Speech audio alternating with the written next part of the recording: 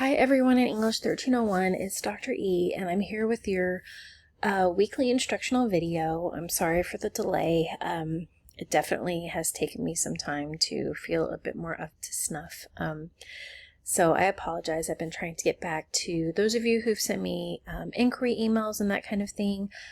So just let me know if any have fallen through the cracks, but I hope that's not the case. Anyhow, let's jump into let me pause to cough, sorry. Let's go ahead and jump into our weekly module. So if we go up to the content area in week 3 is my apology. But for this week we do have some reading. So we have chapter 7, which is about just the processes of, taking ideas and annotating anything that we're reading, summarizing those ideas, responding. And then a really important chapter on this notion of how to distinguish between facts and misinformation. We are just so inundated with misinformation everywhere we look these days. We have social media, we have everything online. It's really easy to just take things at face value and to not necessarily question the information that is being kind of fed to us.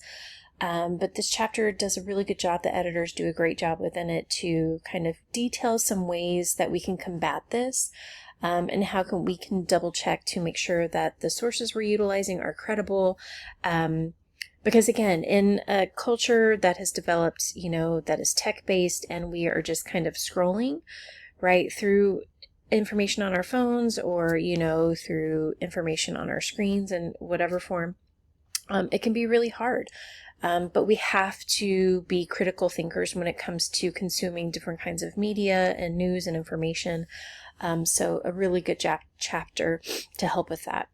So for this week, you have the video, which you're watching now, and then the food journal video, which is just kind of detailing our goals with those food journals and how we're going to keep kind of building and keep kind of adding to this thing that we're working on, just so that we get this idea of working piece by piece on writing instead of leaving it all at once and just kind of shoveling everything into something that we're assigned.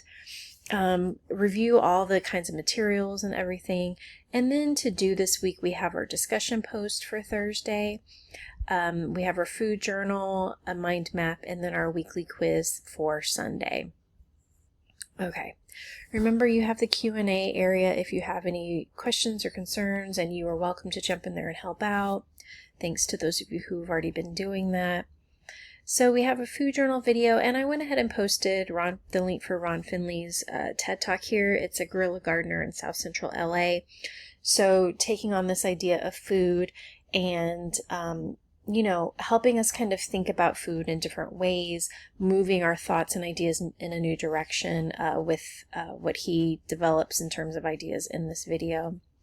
Here are some guidelines that are more of a handout if you're more of a kind of I want to see, if you're more of a linear thinker. I go over those guidelines in the video, but they are here if you want to print those out and just have them. All right, this week's discussion is kind of moving in a different direction. We're utilizing this idea of AI and images. So what you'll do is this week is really about going back to that first food journal submission, which I haven't graded. I'm not necessarily going to grade line by line because what we're doing with it this week is reworking and thinking about our ideas. So you're going back to that and you're going to utilize what you wrote and create an image from that writing. So using an AI generator to produce an image. And then see if that image kind of reflects the image that you have in your mind, right? Some of you have chosen comfort meals, your favorite meals, food memories, that kind of thing. So using an AI image generator can kind of help push us to think about if we need more detail. I'm going to pause to cough, hold on. And this is not to say, oh, the picture didn't come out the way I wanted it or the way I intended it, so I have to add tons and tons of detail to this.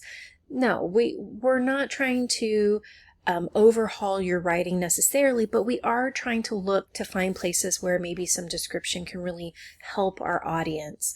I am definitely not a fan of excessive writing, language that is, quote unquote flowery, because it doesn't serve a purpose, right? I feel like with academic writing, the more straightforward you are, the better. That doesn't mean that we don't want to provide detail for our audience to, again, easily follow our ideas. Our goal is to effectively communicate our ideas to our audience. So this can kind of help us consider if we're doing that or not. So I go through the different instructions, and you have different free AI image generators, and some of you may already have ones that you utilize. For my example, I used Nana Banana. So you're just essentially going to feed your paragraphs into the image generator, and you can ask it for, create a pop art version of this, or create a realistic version of this, or create, you can ask it for something that's a bit unique just to kind of play with it. But it really is up to you. And I put a whole section here on if you have issues with the use of AI. I totally get it. There are a lot of issues with AI usage in general. It is growing and being used at a rate that's kind of staggering. It's kind of mind-blowing, and that's not always a good thing, right? We're using AI every day. I mean, just doing a typical Google search is using AI of some sort. But when we talk about text generation or image generation, that the usage of AI in that way is really growing astronomically. But there are also, issues with that, right? We need to think about the environmental impact, the equity associated with it, or lack of equity associated with it. So there are moral issues. And if you have those concerns, you can definitely, utilize Google image search to create a collage of sorts if you'd like. But please note that that's also using AI. It's just not the same level, right? So this is the original prompt. If you weren't able to complete that original prompt, or if you just need to be reminded, you can go back to the assignments section and see your uploaded work and even access your uploaded work. It'll be here, right? So you'll have a copy of it here. Hopefully you've saved it, so you can access that as well. And you're just going to feed that into the image generator and produce a prompt. And so I've also shared my own as an example. It's not perfect. I wasn't feeling great when I did it, but that's the nature of it. So, it's what happens when we're in courses. Sometimes our work isn't going to be the best reflection of us, and that's okay. Sometimes it's just about getting something submitted. Okay. Going back to week 3. You also have a mind map. So that mind map is going to be based on Ron Finley's work. So his idea is, or his title is going to go in the center of your mind map. And then you're going to pick those main ideas from Finley's. And then we're going to utilize quotes for each idea. So this is what our mind maps are about. We're breaking it down into the 4 most basic important ideas. And then for each of those 4 main ideas, you're pulling a quote. Now, I've given you an example of how to utilize a quote and how to use a timestamp for it. So when you go to Finley's TED Talk, there's a transcript option here. So you can go to the right-hand side and you can copy and paste to make sure that the quote is accurate. But if you click on a section, it'll give you, it's not doing it right now because my thing is timing out, but it'll let you know the time that this is said. So yeah, you want to let your audience know where in the talk that item is said. This is another issue that I've come across, or this is another assignment that has sometimes, let me pause to go back as I close. This is one of those assignments that, my brain is fuzzy. You have to be accurate when you're quoting people. Oftentimes there will be hallucinations in people's submissions, which means that somewhere along the way, AI is probably producing the quote that is chosen. Please be careful. Please do the work on your own, that kind of thing.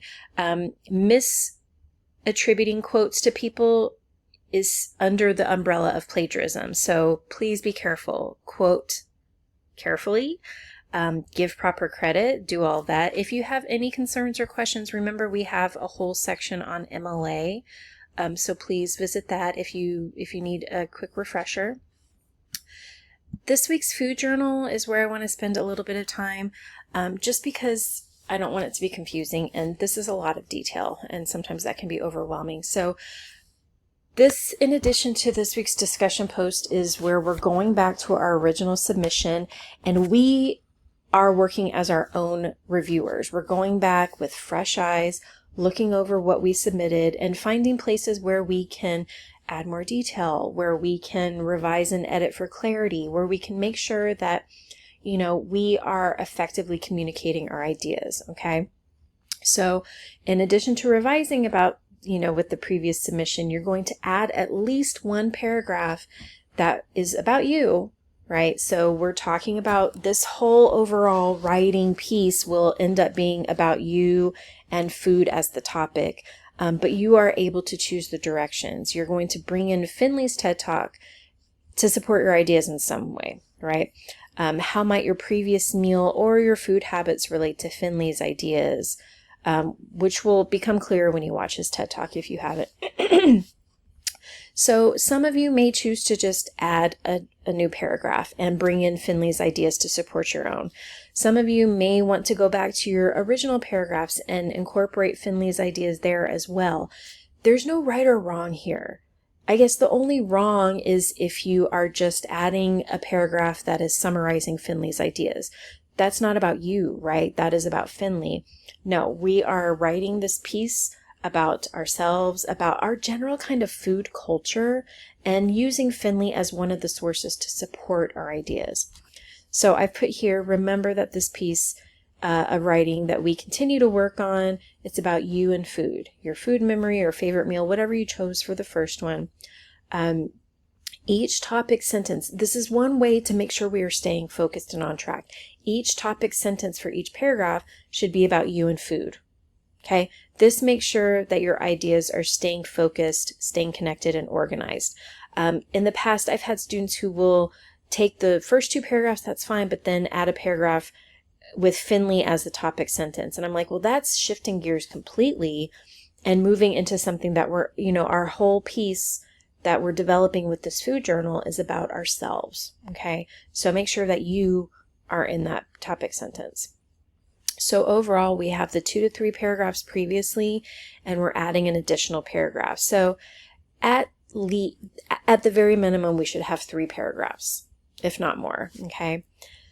Properly cite Finley. You do not need a works cited. We're just working on this slowly but surely, okay? And I've included last week's prompt just as review, or if, again, you weren't able to complete it. And then I put here, again, the example of how to utilize quoting when it comes to a video and using a timestamp, right? MLA wants you to have a time from when the quote is started and finished, and I just care where it started. That's fine. Okay, so let me know if you have any questions. What I really want to emphasize, though, because I have received some emails, because of the way the schedule is set up, stuff isn't ultimately due until Tuesday. The discussion posts are due by Sunday, but then our quizzes and uploaded assignments aren't due until Tuesday. So I can't grade them until they're due on Tuesday. So it takes a while for you to see your grades. I promise you, if you are generally following the guidelines and you are submitting all of the work, you are doing fine. Okay, I can't say that you're, getting a 100, but I can say that submitting something, anything, is better than submitting nothing. So if, the time comes and, I forgot to submit something on Sunday, it's, Tuesday at noon, I haven't completed every single aspect of this assignment, doesn't matter. Submitting something is always better than submitting nothing. Okay, we have so much work to submit in this course that if you aren't able to give your best on a discussion post, that's okay. I understand. Like I said, I was sick and I couldn't give my best. Something is better than nothing. And we're going to continue to work and rework some of our food journal. The mind maps, the points will start to grow and grow because I know that we're learning as we go. So don't put so much pressure on yourself to be perfect. Just put pressure on yourself to get things done and submitted. I think that's the best advice I can definitely offer. So hang in there, be kind to yourself, allow yourself some grace. Hopefully you'll extend that grace to me as well with me not being well. But hang in there and let me know what you need. Email me or we can chat via WebEx. Okay, good luck.